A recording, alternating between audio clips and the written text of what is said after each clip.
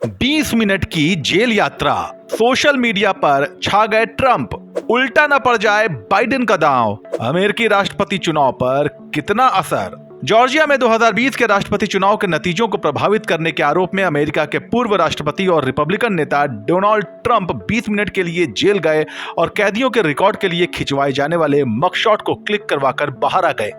मगर इन 20 मिनटों के दौरान जब ट्रंप जेल के अंदर थे, बाहर की दुनिया में बहुत कुछ बदल चुका था। सोशल मीडिया पर हैशटैग मगशॉट, हैशटैग ट्रंप मगशॉट डे और hashtag I stand with Trump जैसे हैशटैग ट्रेंड करने लगे। ट्रंप के लिए समर्थन का ग्राफ तेजी से ऊपर उठ गया। जेल से निकलकर जब ट्रंप ने अपना मगशॉट शेयर किया तो लोगों ने उसी तर्ज पर अपने अपने फोटो भी शेयर करने शुरू कर दिए। सत्ताधारी डेमोक्रेटिक पार्टी को ट्रंप की लोकप्रियता को बट्टा लगाने की अपनी चाल उल्टी पड़ती नजर आने लगी। ट्रंप की जेल यात्रा। अमेरिका के पूर्व राष्ट्रपति डोनाल्ड ट्रंप ने जॉर्जिया के फुलटन काउंटी जेल में सरेंडर किया। हालांकि 20 मिनट बाद ही वो जेल से बाहर आ गए, लेकिन इस बार वो हुआ जो इससे पहले किसी अमेरिकी राष्ट्रपति या पूर्व राष्ट्रपति के साथ नहीं हुआ था। ट्रंप का मगशॉट सामने आया, यानी वो तस्वीर जो जेल में रिकॉर्ड के लिए खींची जाती है। ऐसा अमेरिका के इतिहास में पहले कभी नहीं हुआ था। हम आपको बताते हैं कि आखिर ये मामला क्या है जिसके लिए ट्रंप को सरेंडर करना पड़ा। पूर्व राष्ट्रपति डोनाल्ड ट्रंप जॉर्जिया में साल 2020 के चुनाव में अपनी हार के नतीजे को पलटने की कथित कोशिशों के लिए 13 आरोपों का सामना कर रहे हैं। 58 पन्नों के आरोप पत्र में कहा गया है कि ट्रंप ने आपराधिक तरीके से चुनाव परिणाम को बदलने के लिए गैर कानूनी साजिश रची। इसके अलावा अन्य आरोपों में चुनावी धोखेधड़ी के झूठे दावे करना भी शामिल है। ट्रंप अपने ऊपर लगे सभी आरोपों से इनकार करते हैं। बीते कई महीनों में ट्रंप के खिलाफ यह चौथा आपराधिक मामला है। क्या कहती है चार्जशीट?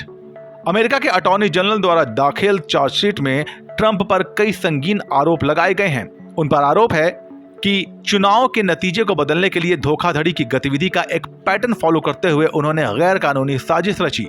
ट्रंप पर फेडरल रैकेटियर प्रभावित और भ्रष्ट संगठन रिको अधिनियम के तहत केस किया गया है। इस कानून का इस्तेमाल इससे पहले जॉन गोटी जैसे अमेरिकी माफियाओं के खिलाफ किया गया था। सरकारी अधिकारी को शपथ का उल्लंघन करने के लिए कहना भी आरोपों में से एक है। गुमराह करने के इरादे से कुछ व्यक्तियों को निर्वाचन अधिकारी की तरह पेश करना एक अन्य आरोप है। उन पर आरोप है कि चुनाव को प्रभावित करने के लिए उन्होंने गैर कानूनी साजिश रची। एक फर्जी दस्तावेज बनाने का आरोप है जिसका शीर्षक था जॉर्जिया से 2020 के मतदाताओं के वोटों का प्रमाण पत्र। ट्रंप पर आरोप है कि उन्होंने जनता को धोखा देने के लिए साजिश रची। दस्तावेज से यह दिखाने की कोशिश की गई कि वो जॉर्जिया से जीत गए हैं। राष्ट्रपति चुनावों पर असर।